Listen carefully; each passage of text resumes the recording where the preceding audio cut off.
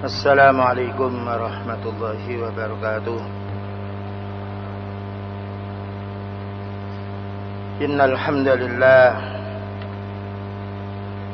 nahmaduhu wa nasta'inuhu wa nastaghfiruh wa na'udzu billahi min shururi anfusina wa sayyiati a'malina may yahdihillahu fala mudilla lahu ومن يضلل فلا هادي له أشهد أن لا إله إلا الله وحده لا شريك له وأشهد أن محمدا عبده ورسوله أما بعد أيها الإخوة أعزني وأعزكم الله. Pembahasan pada malam ini sebagaimana yang dikatakan oleh Al-Imam Tahawi di dalam kitabnya Al-Aqidah Tahawiyah, sikap kita kepada orang muslim yang berbuat dosa, hendaknya kita memintakan ampun dan juga mengingatkan kesalahan mereka. Jadi kita menghadapi orang muslim yang berbuat dosa, kita memohonkan ampun kepada Allah Ta'ala agar mereka diampuni dan berhenti dari dosanya. Dan juga kita khawatir dengan berlanjutnya mereka berbuat dosa, mereka akan masuk di dalam siksaannya. Berkata Imam Tahawi, wa nastaghfiru limusiihim, dan kita Ahlussunnah memintakan ampun atas kesalahan orang-orang muslim yang bersalah. Wa nakhafu alaihim, dan kita takut atau khawatir siksaan itu menimpa kepada mereka karena perbuatan dosanya. Tetapi wala nuqannituhum, dan kita tidak boleh membuat putus asa mereka. Ini ikhwan prinsipnya Ahlussunnah. Betul-betul dirasakan nikmat oleh orang yang mempunyai ilmu, bahwa orang muslim yang berbuat dosa kita hendaknya berusaha memintakan ampun. Ya Allah, ampuni dosa mereka. Yang nomor dua, kita takut atau khawatir orang berbuat dosa ini akan mendapatkan siksaan dari Allah. Karena itu kita mengingatkannya. Yang nomor tiga, kita tidak boleh membuat putus asa mereka. Oh, kamu itu sudah mencuri, berjudi, bagaimana kamu akan masuk surga? Tidak boleh. Tapi upayakan istighfarlah, bertobatlah, sadarlah. Karena sesungguhnya Allah yaitu Maha mengampuni bagi hambanya yang mau bertobat. Berkata Syekh Fauzan hafizahullah, nastaghfiru lil musii li'annahu akhuna. Kenapa kita memintakan ampun dosa saudara-saudara kita yang bersalah? Karena mereka itu saudara kita, termasuk para penguasa kaum muslimin. Ya, mereka muslim, kita mintakan ampun. Karena mereka saudara kita, walaupun banyak dosanya, dan kita pun juga banyak dosa. Siapa orang mengaku dirinya dia bersih dari dosa, dan kita juga suatu saat jatuh kepada perbuatan syirik. Wa nad'u lahu bit-taubati wat-taufiq, dan kita seru dia ini agar bertobat dan juga kembali kepada yang benar. Nad'u lahu bit-taubati, kita memohon kepada Allah mudah-mudahan orang ini diterima taubatnya dan juga mendapatkan hidayah. Wa in kana mudanniban, walaupun orang itu dia berbuat dosa. Karena manusia tidak ada yang bersih dari perbuatan dosa kecuali Rasulullah sallallahu alaihi wasallam. Wa hadza haqqul imani alaina, inilah hak yaitu iman bagi kita, mana kita wajib mengimani bahwa orang muslim yang sekalipun dia berbuat dosa selain syirik, dia tetap mukmin, tetap muslim walaupun nilai imannya kurang. Oleh karena itu Allah Ta'ala menjelaskan, wastaghfir li dzambika walil mu'minina wal mu'minat, dan mintalah ampun kamu wahai Nabi atas dosamu dan juga dosa orang-orang yang beriman, laki-laki dan wanita yang beriman. Jadi Rasulullah sallallahu alaihi wasallam diperintah oleh Allah taala agar dia istighfar atas dosanya, dan juga supaya memintakan ampun dosa umatnya yang masih beriman, dengan syarat apabila mereka melakukan dosa ini bukan syirik. Apabila mereka melakukan dosa syirik, maka kita memohon kepada Allah, ya Allah, tunjukkan dia ke jalan yang benar.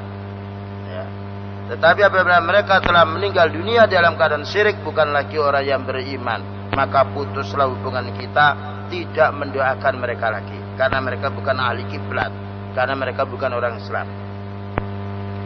Wala nuqannitul mudriba min rahmatillahi, dan kita tidak boleh membuat putus asa orang berbuat dosa ini dari rahmat Allah. Kama taquluhul khawarij wal mu'tazilah, sebagaimana yang dilakukan oleh kelompok Khawarij dan juga Mu'tazilah. Orang Khawarij dan Mu'tazilah menganggap kalau orang Muslim ini sudah melakukan dosa besar walaupun bukan syirik, neraka tempatnya. Tidak ada istilah diampuni oleh Allah dosa besar selain syirik itu. Padahal Allah mengatakan wa yaghfiru ma duna dzalika liman yasha. Tetapi Allah mengampuni dosa selain syirik itu apabila Allah menghendaki, dan apabila tidak menghendakinya, ya disiksa dulu kemudian dimasukkan di dalam surganya. Bal huwa mu'ridun lil wa'idi wa tahtal masyiati wa in taba taballahu alaihi azza wa jalla. Memang orang muslim yang melakukan dosa besar ini berarti dia itu mendekatkan dirinya ke neraka, dan juga itu dibawa kehendak Allah taala. Tetapi apabila dia tobat, maka Allah akan menerima tobatnya. Atau dia itu lupa, maka Allah akan mengampuninya insyaallah. Karena orang lupa berarti bukan dengan kesengajaannya. Kemudian juga Allah Subhanahu wa taala berfirman, la yai'asu min rauhillah illal qaumul kafirun. Tidaklah orang yang putus asa dari rahmat Allah melainkan orang itu kafir. Jadi orang yang putus asa dari rahmat Allah, mereka kafir. Orang yang membuat putus asa orang lain dari rahmat Allah pun kafir. Karena Allah menjelaskan, wala yai'asu min rauhillah illal qaumul kafirun. Tidak ada orang yang putus asa dari rahmat Allah kecuali mereka itu orang kafir. Karena itu jangan membuat orang putus asa.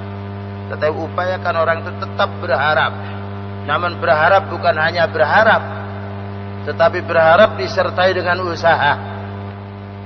Demikian juga orang bukan hanya takut siksaan Allah, tapi orang yang takut siksaan Allah, dia harus berusaha untuk menjauhi larangannya. Wa may yaqnatu min rahmati rabbih illa ad-dallun. Wa may yaqnatu min rahmati rabbih illa ad-dallun. Tidaklah orang yang putus asa dari rahmat Rabbnya kecuali orang-orang yang tersesat. Jadi orang yang putus asa dari rahmat Allah, pertama dihukumi dia kafir.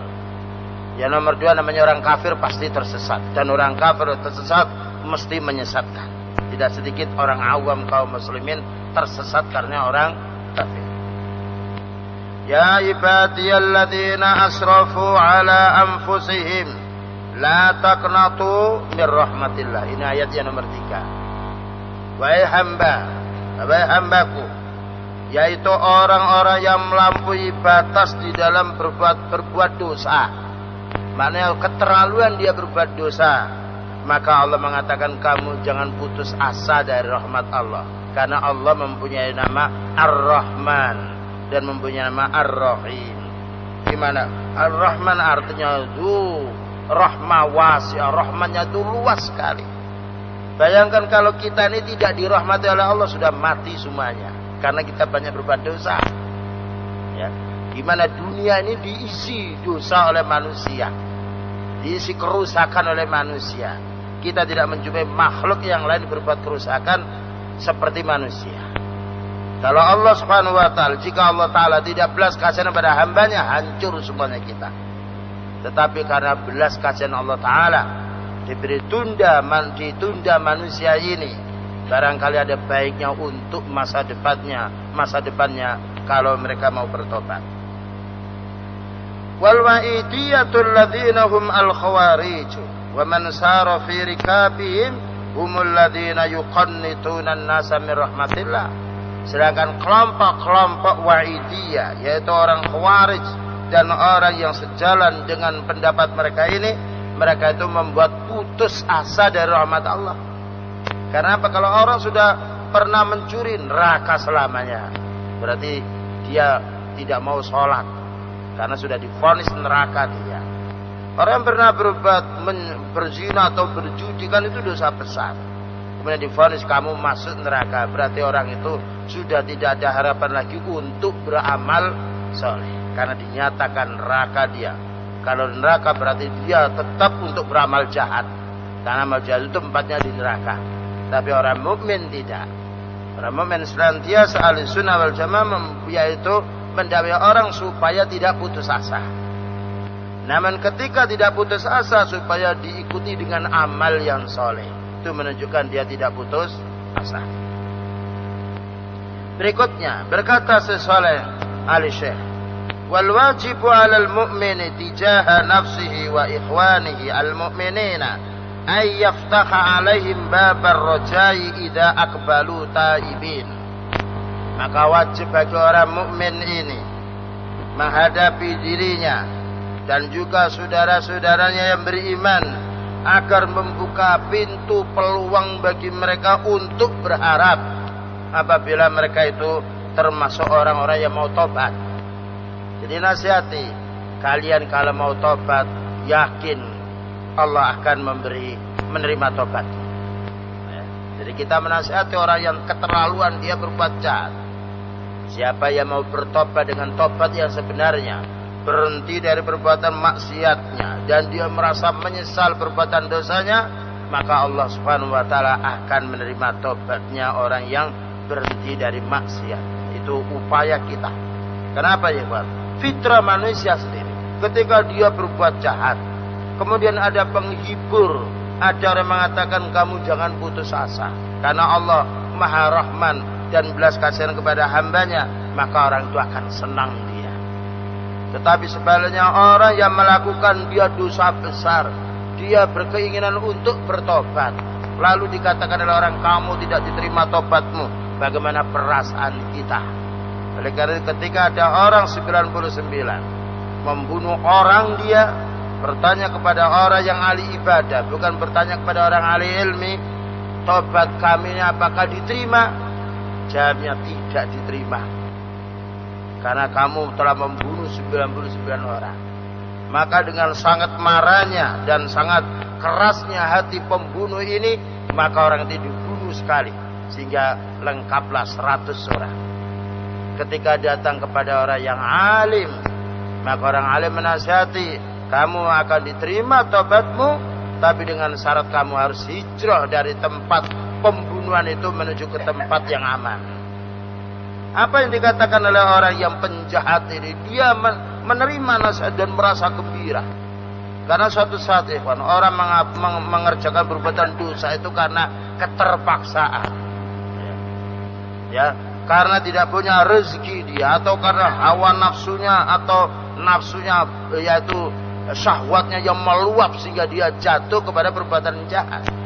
Sehingga suatu saat dia sadar bahwa dirinya itu berbuat jahat, dia ingin kembali kepada Allah Ta'ala, maka Allah Subhanahu wa Ta'ala menerimanya. Oleh karena itu para khotib, para dai, jangan membuat orang putus asa, tapi buatlah orang itu agar dia tetap berharap kepada Allah. Namun bukan hanya berharap dengan lisannya, tetapi disertai dengan usahanya yang diridhai oleh Allah Subhanahu wa Ta'ala. Wa ayyaftaha alaihim babal khawfi idza kanu mufarritin. Hendaknya orang muslim ini menakut-nakuti mereka apabila mereka itu tetap terus-menerus berbuat jahat. Ya. Kapan kita membuat orang itu supaya berharap rahmat Allah? Apabila kita lihat orang beramal yang jahat ini, ada kemungkinan dia untuk berhenti, dan ada kemungkinan dia bertobat. maka upayakan kita memberikan nasihat, membacakan ayat bahwa rahmat Allah itu luas sekali dan Allah menerima tobatnya orang mau tobat. Kapan kita membawakan ayat ancaman-ancaman yang keras dalam Al-Quran kepada saudara kita yang beriman yang melakukan perbuatan dosa apabila mereka terus-menerus berbuat dosa? Bagaimana caranya? Apakah kalian itu tidak takut dengan siksaan Allah? Ini loh ayatnya. Orang berbuat zina, inilah ayatnya. Orang yang mencuri, inilah ayatnya. Orang-orang yang berjudi disampaikan. Namun kita jangan membuat kamu itu tidak diampuni. Jangan berkata demikian. Tapi ingatkan, ini loh dosa ini. Berat hukumannya orang melakukan dosa. Karena apa? Kita nasihati semacam ini karena mereka keterlaluan atau terus-menerus berbuat dosa. Namun tidak boleh kita vonis kamu masuk neraka. Tidak boleh. Karena suatu saat orang itu besoknya dia akan diterima oleh Allah tobatnya dan Allah memberikan petunjuk kepadanya. Wa idza kana muqimun ala lahwihi, muqimun ala dunubihi, ala kabairihi, ala asamihi fata'iduhu bil khawfi. Apabila manusia itu terus menerus dia melakukan perbuatan dosa dan juga dia senantiasa melakukan dosa besar, maka perlu dinasihati dengan ayat-ayat yang mengancam. Wala taftah lahu al-amal lianna fatha babir rajai lahu fi hadzal khali yuzidu min fi'lihi lidunub. Ketika kita ikhwan menjumpai orang yang terus menerus berbuat jahat, kita jangan mengatakan Allah belas kasihan kepadamu. Jangan demikian. Kalau orang itu tetap terus menerus melakukan perbuatan dosa, lalu kita mengatakan tidak apa-apa, kamu akan dirahmati oleh Allah, berarti orang itu akan terus menerus dia berbuat jahat karena merasa dientengkan oleh orang, ya. Namun kita menjumpai orang yang terus menerus melakukan jahat, kita nasihati. Pertama dengan lembut, kalau duanya kita masih terus demikian, kita hendaknya membacakan ayat-ayat ancaman. Apakah kamu tidak takut peristiwa-peristiwa orang yang dahulu yang dihukum oleh Allah karena keterlaluan dan terus menerus berbuat jahat? Itu nasihat. Kita tidak mengklaim dia memvonis dia masuk neraka, tidak. Tetapi kita membacakan ayat-ayat yang mengandung peringatan keras bagi mereka. Tapi kalau kita melihat ada orang yang berbuat jahat, dia datang kepada kita, saya ini perbuatan dosa saya itu banyak sekali, bagaimana saya ini bisakah diterima oleh Allah tobatnya? Maka kita hendaknya memberikan, yaitu mentasjik, memberikan dorongan kepada mereka supaya mereka berharap ridhonya Allah, berharap rahmatnya. Nah, demikian caranya ahli sunnah, yaitu ketika menghadapi orang muslim yang melakukan perbuatan dosa. Kemudian juga berikutnya ya Pak, berkata sesuai ahli syekh, fa inna Allah wa'ada man amila salihan bi ayyudkhilahu al-jannata jazaan bima amila kama qala ta'ala jazaan bima kanu ya'malun wa tilkal jannatul lati uristumuha bima kuntum ta'malun, sebagaimana disebutkan di dalam surat Az-Zukhruf ayat nomor 72, yang sebelumnya surat As-Sajdah ayat nomor 17.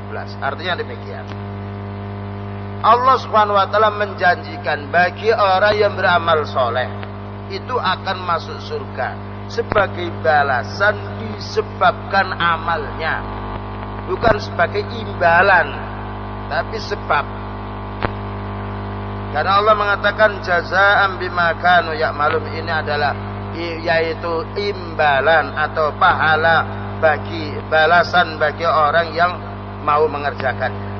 Dan surga itu kamu warisinya disebabkan kamu beramal. Jadi gini ya Pak, kalau kita ini dimasukkan oleh Allah dalam surga sesuai dengan amal kita merupakan imbalan, maka tidak bisa kita masuk surga. Karena apa? Amalan umur kita pendek. Yang nomor dua, amalan jahat kita lebih banyak daripada amal baiknya. Taruhlah kita mulai lahir sampai meninggal dunia itu beramal soleh terus, tidak berbuat maksiat, barangkali tidak ada manusia semacam ini. Taruhlah itu ada, itu pun belum bisa menjamin orang itu masuk surga selamanya, yaitu karena imbalannya amal. Karena apa? Surga itu khalidina fiha, kekal di dalamnya selamanya. Sedangkan manusia umurnya hanya 60 tahun, 70 tahun. Bagaimana 70 tahun mau menjangkau khalidina fiha, kekal selamanya? Makanya yang benar bahwasanya orang masuk surga ini sebab amalnya, bukan karena balasan yang setimpal. Nah, kalau orang Khawarij tidak. Orang Khawarij dia mengatakan orang itu masuk surga dengan amalannya yang setimpal. Kalau Ahlussunnah wal Jamaah tidak. Orang itu masuk surga karena rahmat Allah yang banyak kepada orang itu, bukan karena amalan yang seimbang, yang setimpal, sehingga dia mendapatkan surga. Karena satu saat demikian, ada orang 60 tahun dia menjadi kafir, lalu masuk Islam satu hari dia kemudian meninggal dunia. Bukankah dia dijamin di dalam masuk surga karena keislamannya dia? Apakah amal satu hari apakah amal yaitu satu hari balasannya menyamai dengan surga? Tentunya tidak. Tapi disebabkan amal.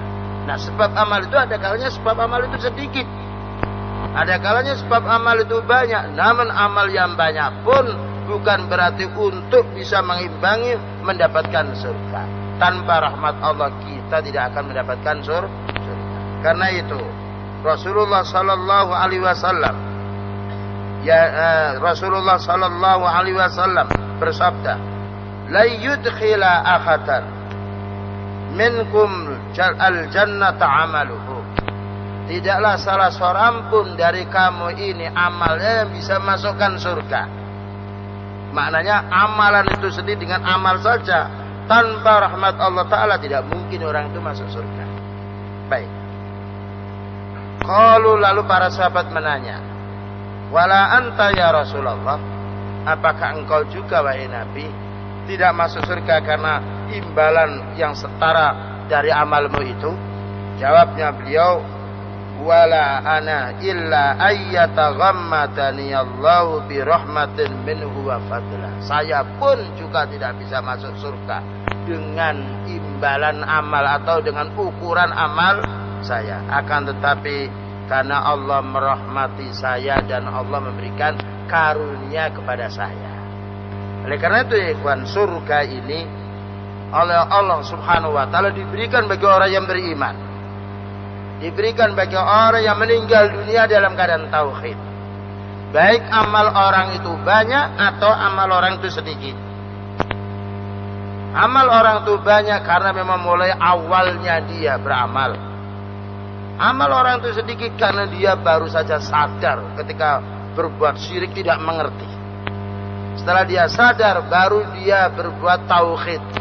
Padahal umurnya selama hidupnya dia berbuat syirik. Namun setelah tua dia, setelah berumur 50 tahun dia baru berbuat tauhid, baru mengamalkan tauhid. Ini kalau diukur untuk mengejar surga tidak mendapatkannya. Ya.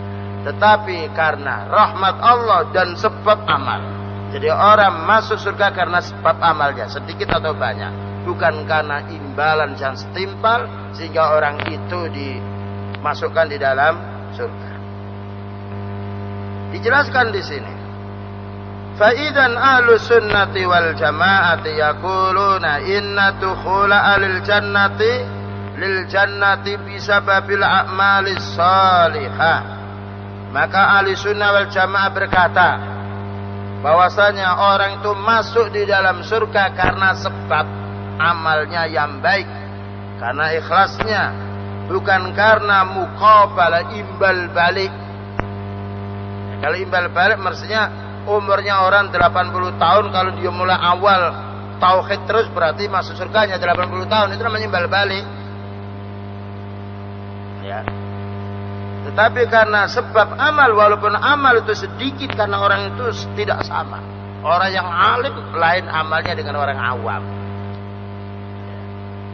Orang yang berumur sedikit dia umurnya pendek lain dengan amalnya dengan orang yang panjang umurnya dia. Kalau sama-sama berbuat soleh. Oleh karena itu ya ikhwan, kita upayakan jangan sampai kita putus asa dari rahmat Allah. Dan jangan membuat putus asa orang lain dari rahmat Allah. Namun bukan berarti kita bergembira tidak takut dengan siksaan, bukan. Oleh karena itu ar-raja, berharap rahmat Allah ini harus disertai takut, rasa khauf. Kalau berharap saja tidak didasar dengan rasa takut, bukanlah berharap yang syar'i. Seperti berharapnya orang murji'ah. Hanya berharap saja dia, kalau sudah orang membaca la ilaha illallah wa anna muhammadar rasulullah pasti masuk surga, sehingga dia tidak sholat berjamaah, sehingga tidak berpuasa, sehingga dia berbuat jahat. Ini hanya harap. Demikian juga kelompok yang lain. Orang itu melebihkan rasa khawatirnya, rasa takutnya, sehingga hilang rasa berharapnya, yaitu kelompok Khawarij. Karena apa? Dia melihat ayat-ayat ancaman Allah Ta'ala. Barang siapa yang dia itu demikian maka akan kufur, dia takut. Sehingga berlebih-lebihan karena takutnya dia, karena jatuh kepada perbuatan jahat, sehingga dia tidak berharap rahmat Allah. Seolah-olah pintu tobat bagi mereka itu tertutup. Tapi orang ahli sunnah dua dia. Orang ahli sunnah ini dia berharap dan juga takut, bahkan ditambah mahabbah. Jadi beribadah kepada Allah didasari dengan tiga perkara. Pertama, dia beribadah kepada Allah dasarnya senang, bukan rasa keterpaksaan, dan bukan karena dipaksa, tapi karena senang, timbul kesenangan. Orang sholat berjamaah karena muncul kesenangan, bukan karena terpaksa. Orang menuntut ilmu juga karena senang dia, bukan karena terpaksa. Yang nomor dua, berharap. Sebab apa? Kalau dia beramal, dia berharap, maka dia akan berharap surganya. Ya. Yang nomor tiga, dia takut siksaannya. Ini adalah orang ahli sunnah wal jamaah atau as-salafus sholih. Jadi kita ketika sholat itu merupakan ibadah, maka binalah atau kita bangun sholat itu dengan rasa senang kepada Allah. Yang nomor dua, berharap pahalanya, berharap untuk diterima. Yang nomor tiga, kita takut siksaannya, kita memohon agar dijauhkan dari nerakanya. Yaitu berharap pahalanya, berharap surganya, dan takut siksaannya atau takut nerakanya. Kemudian selanjutnya, wal amnu wal ya'su yanqulani an millatil Islam. Sedangkan orang yang merasa aman dari siksaan Allah dan orang yang putus asa, berarti dua orang ini telah keluar dari Islam. Ya. Jadi orang yang merasa aman dari siksaan Allah, dia bukan muslim lagi. Dan orang yang putus asa dari rahmat Allah, dia bukan muslim lagi, tapi dia kafir. Dan ini penyakit umat. Ya. Kapan manusia merasa aman dari siksaan Allah? Karena apabila dia mendapatkan kedudukan, apabila dia sehat, apabila pengikutnya banyak, apabila dia mendapatkan kekayaan yang banyak. Ini umumnya orang tidak merasa. Umumnya orang itu merasa aman dari siksaan Allah. Bahkan mereka menilai nikmat itu apabila dia memiliki kedudukan, apabila dia orang kaya, apabila pengikutnya banyak. Ini salah. Ya, orang mendapatkan kedudukan, orang itu kaya, orang itu sehat, itu ujian, imtihan. Ya, merupakan ujian untuk mengetes jauh mana orang itu diuji dengan kenikmatan itu. Menjadi orang yang ahli ibadah atau orang yang lalai. Tapi umumnya orang itu banyak lalainya kepada Allah ketika tertutup dengan harta benda, dan ketika dia sedang menduduki kedudukan, dan ketika jumlah pengikutnya yang banyak. Na'udzubillah min dzalik. Kapan umumnya manusia itu putus asa? Umumnya putus asa kalau dia dilanda kemiskinan, dilanda sakit terus menerus, dan dilanda tidak punya pengikut, tidak punya kedudukan. Ini banyak manusia yang putus asa. Maka dua penyakit ini harus kita hilangkan. Karena apa? Kalau manusia dia putus asa ketika dilanda musibah dan merasa aman dari siksa Allah ketika mendapatkan nikmat, orang ini kafir. Nanti akan dijelaskan dalilnya. Berkata Syekh Fauzan hafizahullah menjelaskan kaidahnya oleh Imam Tahawi ini. Min usulil aqidatil islamiyah al-khaufu war-raja. Termasuk landasan akidah Islamiyah, orang mukmin ini dia harus merasa takut kepada Allah dan berharap rahmatnya. Merasa takut siksaannya dan berharap rahmatnya. Wa huma min a'zami usulil aqidah, dan ini paling besarnya landasan akidah. Jadi orang mukmin dia hendaknya punya prinsip, pertama dia takut kepada siksaan Allah. Yang nomor dua berharap rahmatnya. Ya. Kalau orang kaya memiliki dua sifat ini selamat. Orang miskin memiliki dua sifat ini selamat.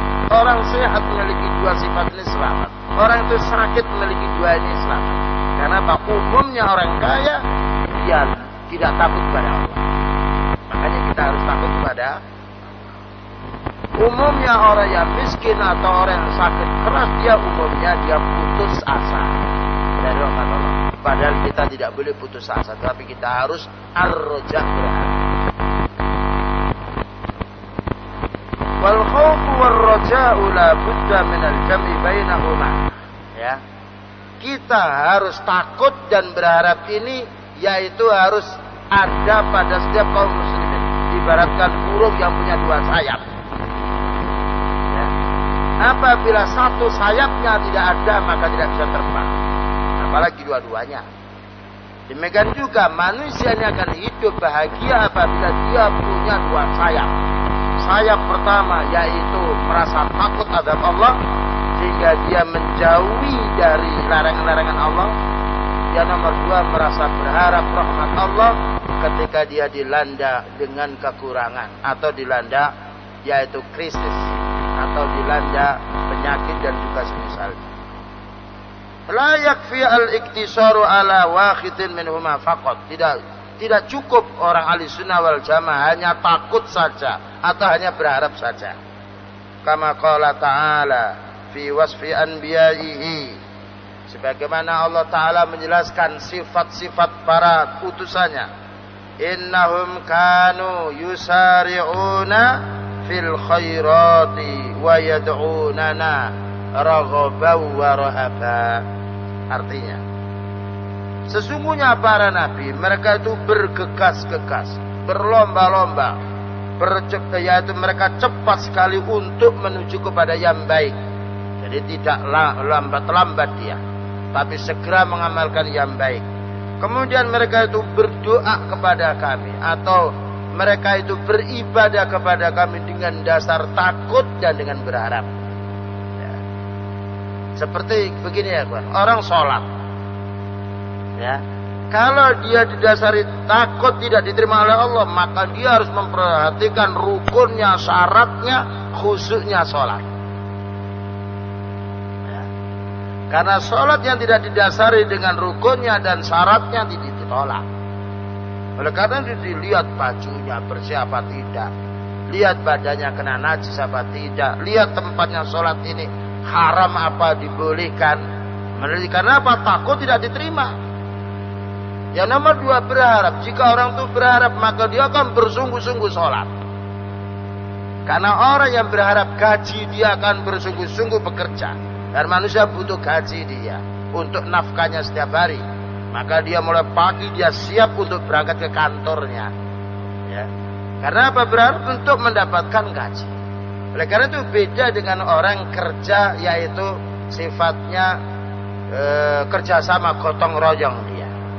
Ada yang bersungguh-sungguh tapi tidak semuanya. Dan mungkin sehari dua hari, tapi kalau selamanya dia tidak mau, karena orang itu butuh, dia berharap sesuatu.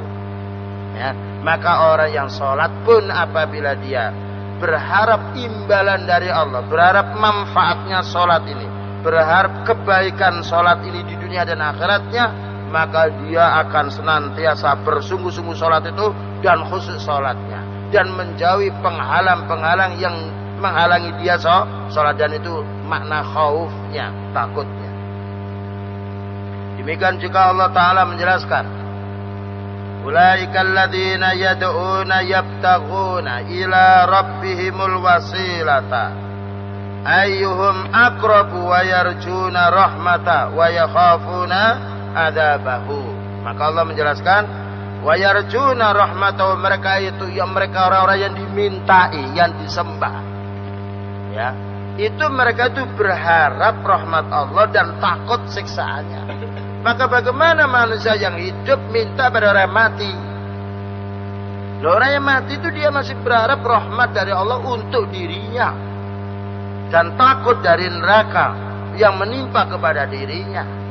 Oleh karena itu manusia hendaknya langsung memohon kepada Allah. Itu menunjukkan orang yang langsung memohon kepada Allah menunjukkan butuhnya dia. Tapi kalau orang itu menyuruh orang lain, itu kayaknya dia tidak butuh kepada Allah. Ya. Dan salah apabila kita punya prinsip, apakah kita yang banyak dosanya ini akan diterima doanya oleh Allah? Jawabnya gampang. Apakah kita orang yang banyak dosanya ini tidak mendapatkan rahmat dari Allah?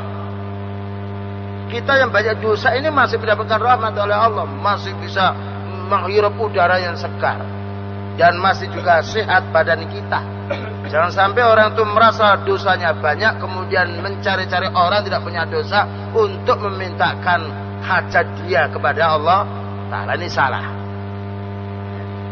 Orang itu harus tawadhu, dia tunduk diri kepada Allah dan mohon langsung kepada Allah. Itu menunjukkan dia butuhnya.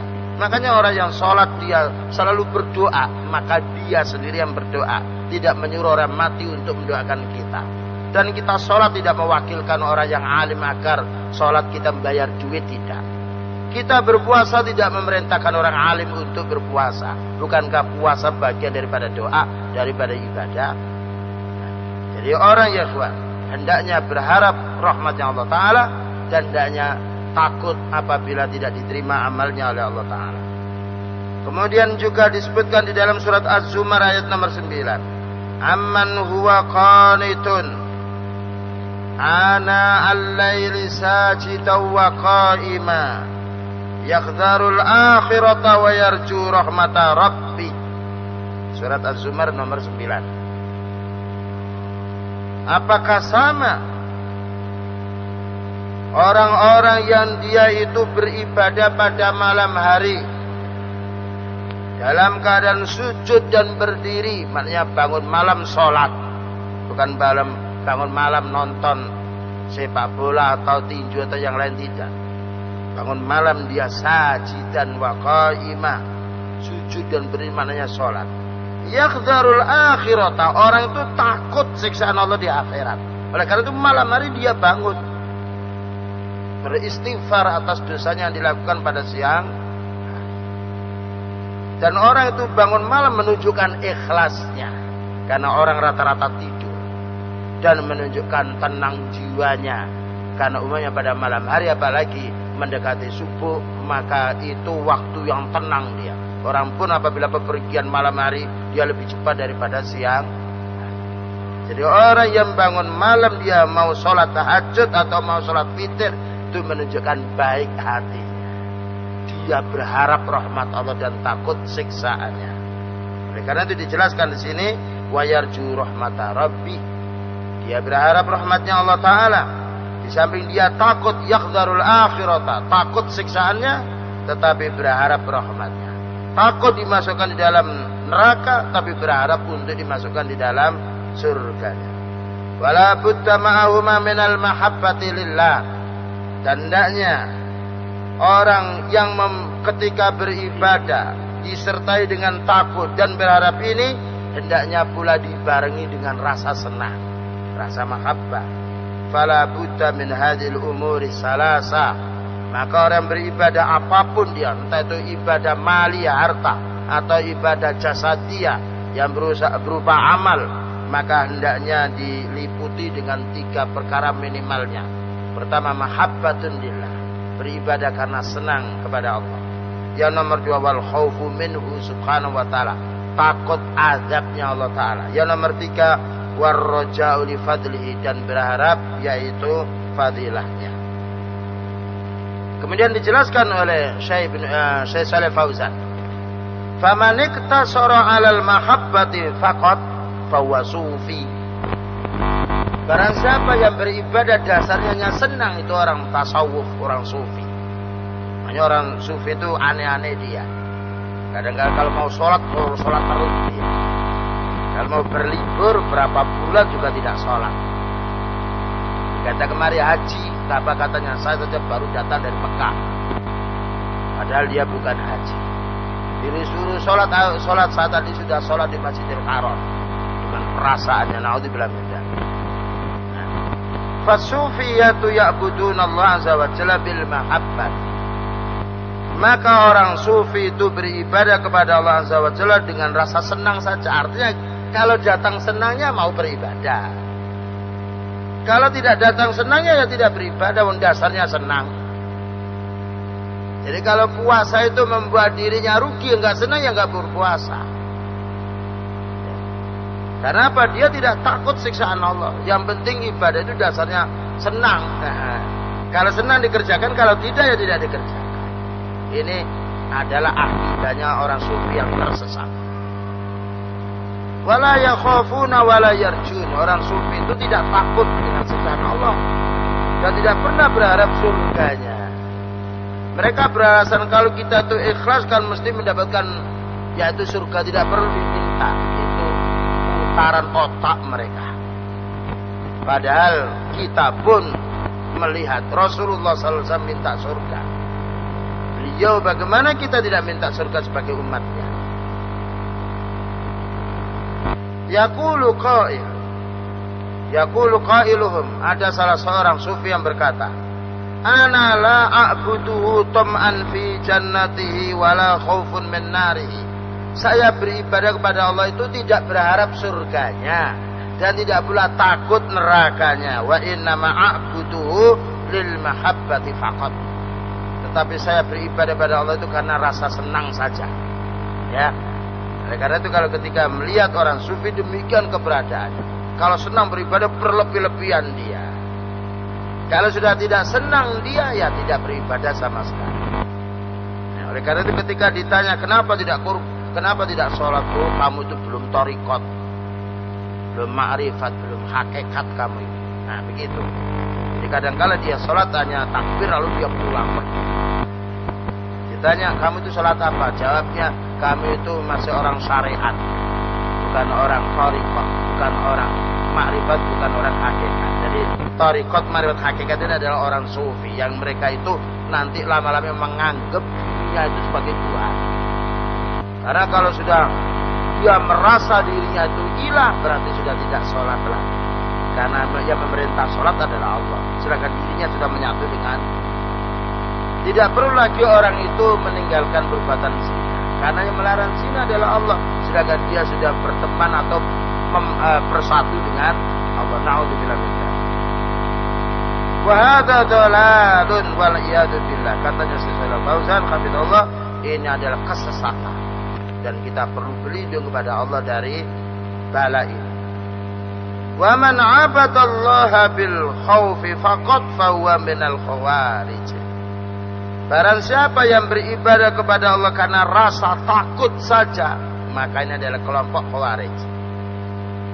Ya annal khawarija akhadhu janibal khauf wal wa'id faqat. Karena orang khawarij itu hanya memperhatikan tentang dosa dan memperhatikan tentang besarnya dosa dan memperhatikan tentang neraka, tidak pernah memperhatikan berharap surga dan tidak pernah dia yaitu berharap kenikmatannya. Jadi dia dibayang-bayangi dengan dosa. Kalau sudah pernah jatuh dosa besar, dia sudah putus asa karena tidak ada tempat untuk kembalinya dan dia pasti masuk neraka menurut pendapat dia. Betapa rusaknya ya dan betapa beratnya otak manusia apabila kembali kepada pendapatnya orang sufi dan juga orang khawarij. Seolah-olah tidak ada jalan bagi dia. Wa taraku janib berikutnya, wa man 'abadallaha birraja'i faqad fahuwa minal murji'ah. Ada orang yang beribadah itu hanya berharap saja. Jadi tidak ada rasa takutnya. Maka ini kelompok Murji'ah. Jadi manusia itu ada 4 macam di dalam beribadah. Pertama, orang beribadah dasarnya senang saja. Itu kelompok Sufi. Yang nomor 2, orang itu beribadah dasarnya takut siksaan Allah saja. Jadi dia berpikir dengan dosa-dosa terus. Itu adalah orang Khawarij dan masuk di dalamnya Mu'tazilah. Yang nomor 3, ada orang beribadah itu yang penting berharap. Ya, terus pokoknya berharap surga, enggak sholat pun dapat surga. Yang penting berharap. Ini adalah kelompok Murji'ah. Ini 3 kelompok tersesat. Adapun ahli sunnah wal jamaah atau as-salafus saleh atau al-hadis atau al-asar, dia beribadah kepada Allah dengan 3 dasar. Pertama, dasarnya mahabbah, senang kepada Allah. Yang nomor 2, berharap pahalanya atau surganya. Yang nomor 3, takut siksaannya atau takut nerakanya. Oleh karena itu dijelaskan di sini. Summa innal khawfa la yakunu ma'ahu qanutun wa in kana ma'ahu qanutun min rahmatillahi sara kufran. Orang itu ya ikhwan, apabila dia ini di dalam beribadah, dia takut saja, dia tidak ada rasa berharapnya dan bahkan juga merasa putus asa, maka orang ini menjadi orang yang kufur. Jadi orang putus asa dari rahmat Allah dan orang yang merasa aman dari siksaan Allah, itu orang kafir. Sebagaimana Allah menjelaskan di dalam surat Yusuf ayat nomor 87. La yai'asu mir rauhillahi illal qaumul kafirun. Tidaklah putus asa dari rahmat Allah melainkan orang itu kafir. Jadi kelompok Khawarij dia kafir. Tapi kalau perorangannya kita tidak boleh mengkafirkan. Ya.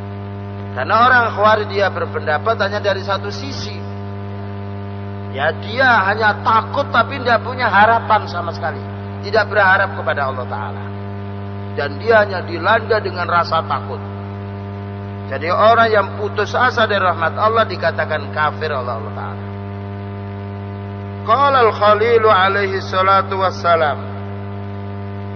Berkata Al-Khalil alaihi salatu wassalam, wa may yaknatu min rahmati rabbihi illa dhallun.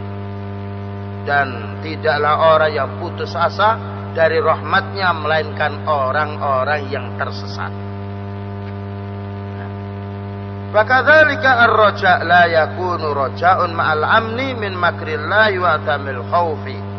Wa hadha madhhabul Murji'ah. Demikian juga orang yang berharap saja dan mereka itu merasa aman dari siksaan Allah, tidak takut pada Allah. Jadi dia hanya berharap saja, merasa aman dari siksaan Allah dan tidak ada rasa takutnya, maka orang ini dinamakan tersesat. Dan tersesat itu ada kalanya orang kafir dia. Dengan dasar ayat afa aminu makrallah fala ya'manu makrallahi illal qaumul khasirun. Apakah mereka itu merasa aman dari siksaan Allah, makar Allah, jadi siksaannya? Maka tidaklah orang yang merasa aman dari makar Allah atau siksaan Allah Ta'ala melainkan orang-orang yang rugi. Farrajau faqat kufrun. Maka orang berharap rahmat saja kafir dia. Wal khawfu dunar rajai kufrun. Orang yang takut tidak didasari dengan rasa berharap maka kafir pula dia. Walidzalika qala al-musannif yang kulani an millatil millah. Oleh karena itu dikatakan orang ini telah pindah dari agamanya Allah Subhanahu wa taala. Dan dikatakan pula oleh ulama salaf, maka khauf, rasa takut dan rasa berharap ini bagikan burung yang punya 2 sayap. Kajani khai at-ta'ir wa janakhat ta'ir mu'tadilan. Dan sayap burung itu seimbang dia. Jadi seimbang rasa takutnya kalau kita orang muslim dan seimbang rasa berharapnya. Oleh karena itu kalau burung walaupun dia punya sayap dipotong sebagian tidak bisa terbang dia. Demikian juga pesawat yang dia punya sayap dia. Jadi kalau dia putaran dia itu tidak seimbang, dia akan mereng, bahkan juga akan jatuh pula. Demikian juga manusia ketika beribadah kepada Allah hendaknya didasari keseimbangan antara rasa takut atas siksaan Allah dan berharap rahmat. Inilah ya ikhwan yang dapat disampaikan beberapa hal tentang pentingnya kita memahami mahabbah dan juga khauf dan juga berharap, dan mudah-mudahan dengan keterangan yang singkat ini Allah Subhanahu wa taala memberikan taufik dan hidayah kepada kita semuanya. Wassallallahu ala nabiyyina Muhammadin wa ala alihi washabihi wasallam. Subhanakallahumma wa bihamdika asyhadu an la ilaha illa anta astaghfiruka wa atubu ilaik. Wassalamualaikum warahmatullahi wabarakatuh.